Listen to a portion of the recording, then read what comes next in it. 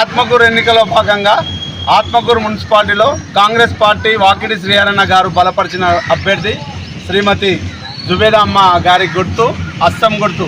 దయచేసి ఓటరు మహాశయులు ఆత్మకూరుకి దాదాపు మంత్రి గారికి ఒక్క ఓటు వేసినందుకు ఒక్క ఓటర్కి 4 కోట్ల రూపాయలు, అంటే బ్రిడ్జికి 123 కోట్లు, సీసీ రోడ్లకు 15 కోట్లు, అలా ఎన్నో సంక్షేమ పథకాలు చేసి మీ ఆత్మకూరు మండలికి దాదాపు 400 కోట్ల రూపాయలు ఇచ్చి నా రుణం తీర్చుకున్నా. ఇప్పుడు కాంగ్రెస్ పార్టీ బలపరిచిన 10 మంది ఆత్మకూరు అభ్యర్థులను గెలిపించుకోవాల్సిన బాధ్యత మీపై ఉందని ఇక్కడున్న కాంగ్రెస్ పార్టీ నాయకులపై, మా అభ్యర్థిపై పెట్టారు.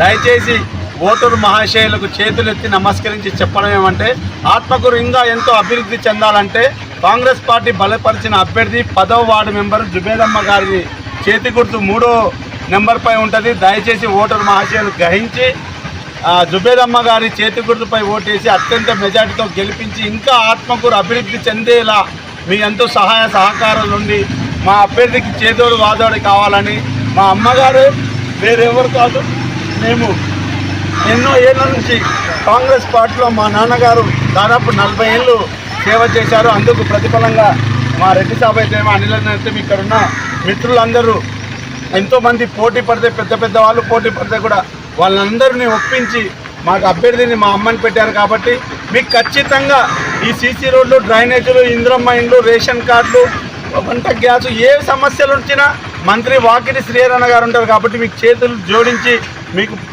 ప్రార్థిస్తున్నా. మేము అమ్మాయిమ్మడి ఉంటాము. ఖచ్చితంగా జుబేదమ్మ గారిని గెలిపించండి. 10th వార్డు రూపురేఖలే మారుస్తాము. ఇంతకుముందు అక్కడ వెళ్తే పెద్దమ్మ గుడి సైడు ఆ ఫంక్షన్ హాల్ కావాలని చెప్పారు. మంత్రి గారు మాట ఇచ్చారు, ఆ రోజు ఎన్నికలు లేకుండా ముందే మాట ఇచ్చారు, ఖచ్చితంగా టౌన్ హాల్ కట్టిస్తా అని. కాబట్టి 10వ వార్డు మహాశయులు అందరూ మీకు మొక్కుతున్నాము. మా అభ్యర్థి జుబేదమ్మ గారిని చేతి గుర్తుపై ఓటేసి గెలిపించాల్సిన కోరుతున్నాం.